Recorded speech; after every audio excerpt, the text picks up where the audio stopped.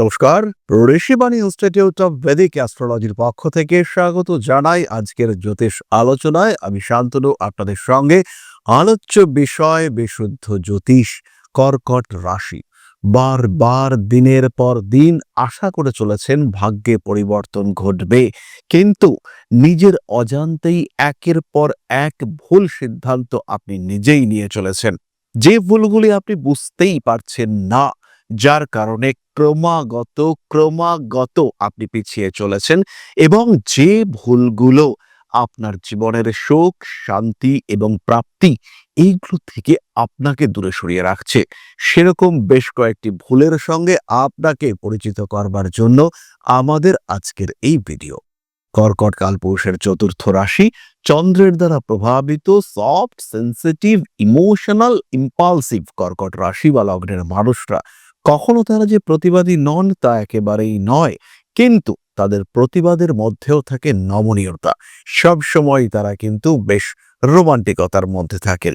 কখনো কখনো কর্কট বেশ কিছুটা ফিল্মি, কখনো আবার কর্কট ভীষণ ইমোশনাল।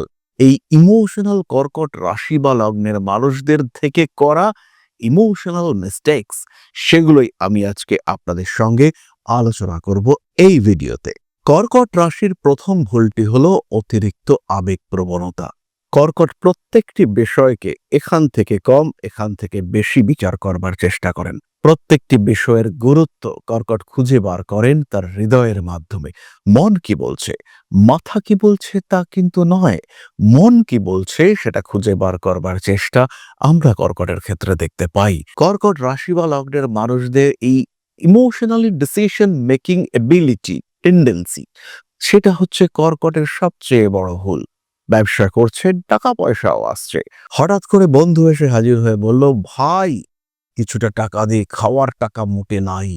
ভাইয়ের মন বলে গেল, ভাই টাকা দিল, আর বন্ধু কোথায় হাওয়া হয়ে গেল, আর খবর নেই।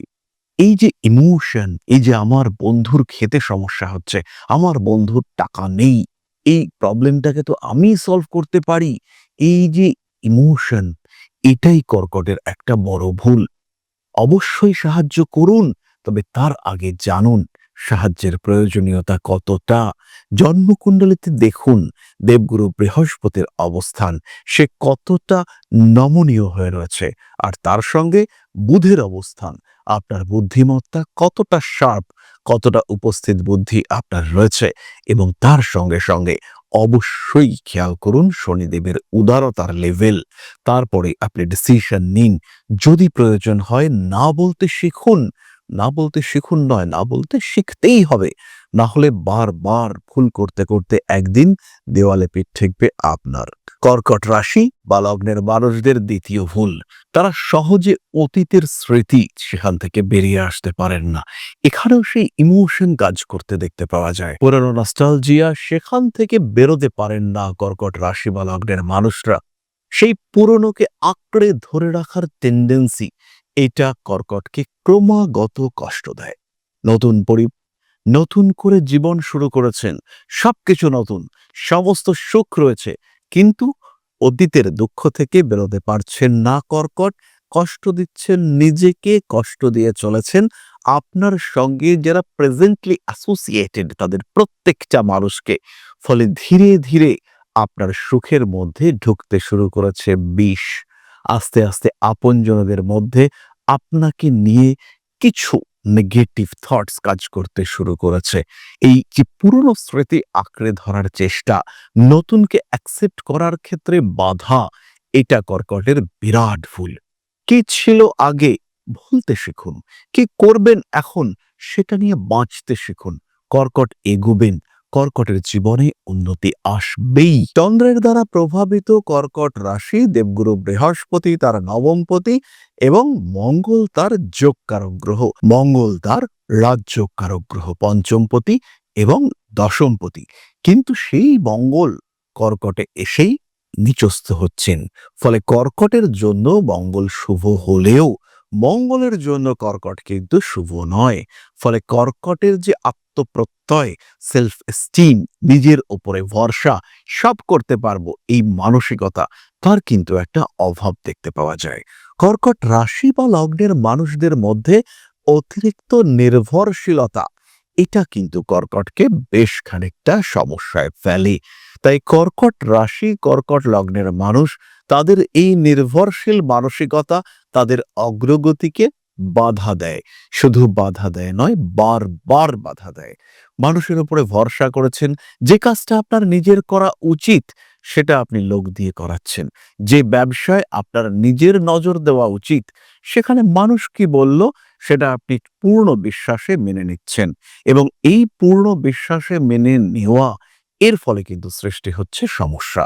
এই যে পূর্ণ বিশ্বাস বারবার ভঙ্গ হবে কর্কটের ক্ষেত্রে, তার মধ্যে যদি আপনার কাঁচা পয়সার ব্যবসা হয় সেটা তো বারবার আপনার বিশ্বাস ভঙ্গ হবেই। অর্থনৈতিক ক্ষেত্রে ধীরে ধীরে আপনার উন্নতি বাধাপ্রাপ্ত হবে, ক্ষয় হবে আপনার কর্মক্ষেত্রের জায়গাটি। চতুর্থত, কর্কট রাশি বা লগ্নের মানুষদের মধ্যে রয়েছে অতিরিক্ত রক্ষণশীলতা, যাকে আমরা অর্থোডক্স মেন্টালিটি বলতে পারি। কর্কট পরিবর্তনশীল, কিন্তু সেই পরিবর্তনের মধ্যেও পুরনো ইতিহাসকে আঁকড়ে ধরার একটা প্রচেষ্টা, এটা বারবার কর্কটের ক্ষেত্রে দেখতে পাওয়া যায়। সেটা পোশাকের ক্ষেত্রে, সেটা ব্যবহারের ক্ষেত্রে, সেটা ইমোশনের ক্ষেত্রে, সেটা সম্পর্কের ক্ষেত্রে, প্রত্যেকটি জায়গায় কর্কটের মধ্যে কিন্তু একটা রক্ষণশীলতার ভাব কাজ করতে দেখতে পাওয়া যায়। জীবনের অস্থিরতা, সমস্যা, বাধা বিপত্তি অতিক্রম করবার ক্ষেত্রে এই অতিরিক্ত রক্ষণশীলতা বারবার সৃষ্টি করে নতুন বাধা। পঞ্চমত, কর্কট যেমন নির্ভর করেন তেমন কর্কটের মধ্যে রয়েছে প্রচুর সন্দেহ। কাছের মানুষ যাদের উপরে সন্দেহের কোনো জায়গা নেই, কর্কট কিন্তু তাদেরকে নিয়েও মনের মধ্যে সন্দেহের বীজ বপন করবেন। তাদেরকে নিয়েও কিন্তু কর্কটের মধ্যে সন্দেহের গাছ সেটা গজিয়ে উঠতে দেখতে পাওয়া যাবে। এর ফলে কাছের মানুষ যাদের উপরে কর্কট নির্দ্বিধায় ভরসা করতে পারছিলেন, তারা কিন্তু ধীরে ধীরে কর্কটের থেকে দূরে সরে যাবে। কর্কটের এই সন্দেহকে কিন্তু তারা প্রশ্রয় দেবেন না। একটা সার্টেন টাইম পর্যন্ত কর্কটের যে চাইল্ডিশ বিহেভিয়ার, তার কারণে কর্কটকে সবাই ভালোবাসছিলেন। এবার কিন্তু ধীরে ধীরে সন্দেহের কারণে কর্কটের ওপর থেকে মানুষের মন উঠে যাচ্ছে, সরে যাচ্ছে। এবার কিন্তু কর্কটকে তারা আর পছন্দ করছেন না। তাই নির্ভরশীলতার ক্ষেত্রগুলি ক্রমাগত আরো স্তিমিত হয়ে পড়ছে। যাদের উপরে ভরসা রেখেছিলেন তারা যেন কেমন একটু মুখটা ফিরিয়ে দিচ্ছে। আপনি চাইছেন, আপনি ভাবছেন সন্দেহ করব না, কিন্তু প্রকৃতি, পরিবেশ এমন ঘটনা ক্রিয়েট করছে, তৈরি হচ্ছে সন্দেহ, যেখান থেকে বেরিয়ে আসা আপনার জন্য কঠিন হচ্ছে। এর সঙ্গে সঙ্গে যদি কোনোভাবে লগ্ন অধিপতি কেতু যুক্ত হয়, অথবা যদি লগ্নের নক্ষত্রের সঙ্গে কোনোভাবে কেতুর সম্পর্ক সৃষ্টি হয়, তাহলে কিন্তু সেই সন্দেহ থেকে আপনি বেরোতে পারছেন না। পরবর্তী বিষয়টি কর্কটের গুণ, সেটি হলো অতিরিক্ত আত্মত্যাগের প্রবণতা। সবকিছু স্যাক্রিফাইস করে দেব, দুজনে মিলে খেতে বসেছি, দুজনেরই ভাত কম পড়েছে, আমি আরেকটু কম খেয়ে ওকে দিয়ে দিলাম। এই হলো কর্কট। এই যে স্যাক্রিফাইস, দেখে করুন। অপাত্রে দান কেন করবেন? এই অপাত্রে দান করতে করতে আপনার ভান্ডার শূন্য হতে থাকবে। তাই সবার আগে আপনার নিজের এই অপাত্রে দান করবার মেন্টালিটি, অতিরিক্ত আত্মত্যাগ, এখান থেকে বেরিয়ে আসুন। শিখুন না না বলতে। বুঝুন, বুঝুন সামনে যে মানুষটা রয়েছে তার প্রয়োজনীয়তা কতটা। সেই প্রয়োজনীয়তা মেটাতে গিয়ে আপনাকে অ্যাকচুয়ালি কতটা স্যাক্রিফাইস করতে হচ্ছে, কতটা ক্ষতির শিকার আপনাকে হতে হচ্ছে। যদি সত্যি সত্যিই ক্ষতির শিকার হতে হয় তো না বলুন না। সমস্যা কোথায়? অসুবিধা কোথায়? আপনার সমস্যা হবে, আপনি সেটা বলবেন না? অবশ্যই বলবেন। যদি বলতে না পারেন তাহলে আজকে থেকে বলা শিখুন। কারণ জীবন আপনার, ভবিষ্যৎ আপনার, ভালো থাকতে হবে আপনাকে, নিজেকে ভালো রাখতে হবে আপনাকে। তাই অতিরিক্ত আত্মত্যাগ থেকে এবার বেরিয়ে আসতে শিখুন। আর পরিশেষে আমি বলবো, কর্কট রাশি বা লগ্নের মানুষদের মধ্যে আত্মবিশ্বাসের একটা অভাব দেখতে পাওয়া যায়। কোনো কোনো সময় তাদের চিন্তাভাবনায় দ্বিমুখিতা দেখতে পাওয়া যায়। প্রতিরোধ সহ্য করতে পারেন না কর্কট, এবং যখন সেই প্রতিরোধ সামনে আসে তখন কিন্তু জলের স্রোতের মতো কর্কট তার দিকটিকে পরিবর্তন করে নেন। এই যে আত্মবিশ্বাসের অভাব কর্কটের ক্ষেত্রে দেখতে পাওয়া যায়, অত্যন্ত ক্রিয়েটিভ হওয়ার কারণে সমস্যা হয় না কর্কটের। কর্কট নিজের নতুন রাস্তায় খুব ভালোভাবে চলতে পারেন, কিন্তু পুরনো রাস্তা আপনি ছাড়বেন কেন? আপনার অধিকার সেটা আপনি ত্যাগ করবেন কেন? ভাই ভাইতে অশান্তি হচ্ছে, ভাইদেরকে জমি জায়গা সমস্ত দিয়ে দিলেন কর্কট, দিয়ে বললেন এবার আমি চললাম নিজের মতো করে আবার গড়ে তুলব। কেন? প্রশ্ন হলো কেন? নিজের অধিকার অর্জন করতে শিখতে হবে কর্কটকে। জন্মকুণ্ডলিতে যদি মঙ্গল দুর্বল থাকে, সেই ক্ষেত্রে কর্কটের এই দুর্বলতা আরো বাড়বে। এই আত্মবিশ্বাস, আত্মপ্রত্যয়ের আরো ঘাটতি দেখতে পাওয়া যাবে। আবার যদি মঙ্গল বৃহস্পতির একটু বলবান থাকে, চন্দ্রের নক্ষত্র অধিপতি মঙ্গলের সঙ্গে সম্পর্ক করেন কিংবা বৃহস্পতির সঙ্গে সম্পর্ক করেন, জন্মকুণ্ডলিতে যদি শনিদেব বলবান থাকেন, সেই ক্ষেত্রে এর প্রতিকার দেখতে পাওয়া যায়, অন্যথা দেখতে পাওয়া যায়, তখন আত্মবিশ্বাস থাকে। আবার যদি চন্দ্র কোনোভাবে পীড়িত না হন, সেই ক্ষেত্রেও আত্মবিশ্বাস বাড়তে দেখতে পাওয়া যায়। কিন্তু ইন জেনারেল কর্কটের আত্মবিশ্বাসের অভাব রয়েছে। এবং সবচেয়ে বড় কথা, এই যে নিজে পারবো, আমি পারবই, এই জায়গাটা থেকে কর্কট কিন্তু সরে আসেন। কর্কটের ক্রিয়েটিভিটি তাকে সাপোর্ট করে এবং এই সাপোর্টকে কাজে লাগিয়ে কর্কট এগিয়ে যান।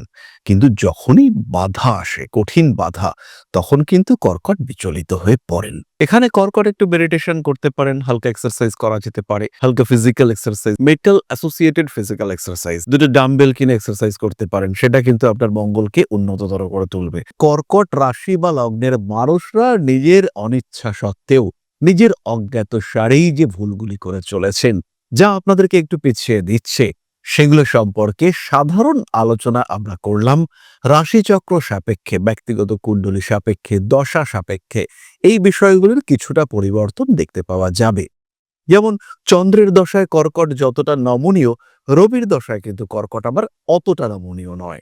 মঙ্গলের দশায় কর্কট কঠিন সিদ্ধান্ত নিতে পারছেন, বৃহস্পতির দশায় কর্কটের উদারতা বাড়ছে। ফলে অবশ্যই নিজের রাশিচক্র আপনাকে দেখতে হবে এবং রাশিচক্র আপনাকে কোন দিকে নিয়ে যেতে চাইছে সেই সম্পর্কে একটা ধারণা এটাও আপনাকে রাখতে হবে। তাহলে এবার আমরা চলে আসব আলোচনার পরবর্তী পর্যায়ে, অর্থাৎ আপনাদের প্রশ্নে জ্যোতিষের উত্তর। কিন্তু তার আগে ছোট্ট একটি বিষয় আপনাদের সঙ্গে শেয়ার করতে চাইব। আশা করি পরমপিতার আশীর্বাদে সবাই খুব ভালো আছেন। জীবনে চলার পথে বিভিন্ন সময়, বিভিন্ন ক্ষেত্রে আমরা প্রত্যেকেই কিছু না কিছু জনহিতকর কার্য করে থাকি। রাস্তায় যদি একজন মানুষ এসে আমাদের কাছে সাহায্য চায়, আমরা যতটুকু সম্ভব তাকে সাহায্য করবার চেষ্টা করি। কখনো কিছু অর্থের বিনিময়ে, কখনো তাকে কিছু খাদ্য সামগ্রী কিনে দিয়ে, কখনো গাছের জল দিয়ে, কখনো পাড়ার রাস্তার কুকুরটিকে খেতে দিয়ে আমরা সমাজের উন্নতি করবার চেষ্টা করি। আমরা সমাজের প্রতি আমাদের সামাজিক দায়বদ্ধতা পালন করবার চেষ্টা করি। কারণ প্রত্যেকেই আমরা মানুষ, প্রত্যেকের মধ্যেই রয়েছে মনুষ্যত্ব, প্রত্যেকেই আমরা অপরকে সাহায্য করবার জন্য অল্প বিস্তর দায়বদ্ধ। এই ভাবনা নিয়েই অধ্যাত্ম, সেবা এবং প্রকৃতি পূজনের ব্রতী হয়েছে আমরা। আপনাদের সহযোগিতায় গঠন হয়েছে পরম ব্রহ্ম মিলন মঠ ও সেবাশ্রম। দীর্ঘদিন ধরেই, প্রায় বিগত ৩ বছর ধরে বিভিন্ন সময়ে, বিভিন্ন অবস্থায়, বিভিন্ন পরিস্থিতিতে মানুষের পাশে গিয়ে আমরা দাঁড়িয়েছি। মানুষের পাশে যতটা সম্ভব সাহায্য করবার চেষ্টা আমরা করেছি আমাদের ক্ষুদ্র সামর্থ্যে। বারংবার আমরা পেয়েছি আপনাদের সাহচর্য, বারংবার আপনারা বাড়িয়ে দিয়েছেন আপনাদের সহযোগিতার হাত। তাই আরো একবার আপনাদের সামনে আজ আমি আবার এসেছি পরবর্তী কর্মসূচিকে বাস্তবায়িত করবার জন্য। বিগত দিনগুলিতে বিভিন্ন সময় আমরা বিভিন্ন ক্ষেত্রে ডোনেশন কর্মসূচি করেছি। আমরা শীতকালে কম্বল বিতরণ করেছি, মোজা চটি বিতরণ করেছি, মশারি বিতরণ করেছি ডেঙ্গুর সময়, করোনার সময় খাদ্য সামগ্রী বিতরণ করেছি আমরা। তার সঙ্গে সঙ্গে ছোট ছোট শিশুদের পড়াশুনো এগিয়ে যাওয়ার জন্য সারা বছরের সমস্ত শিক্ষা উপকরণ আমরা বিতরণ করেছি। তাদের সঙ্গে আমরা সময় কাটিয়েছি। এদের শিক্ষার ক্ষেত্রে যাতে ডেভেলপমেন্ট হয়, তাই বেশ কিছু এলাকায় আমরা সম্পূর্ণ বিনামূল্য কোচিং সেন্টার পরিচালনা করছি। এবং বিশেষ বিষয়টি হলো যে প্রত্যেকটি ক্ষেত্রেই আপনারা কিন্তু প্রত্যক্ষ বা পরোক্ষভাবে আমাদের সঙ্গে আছেন।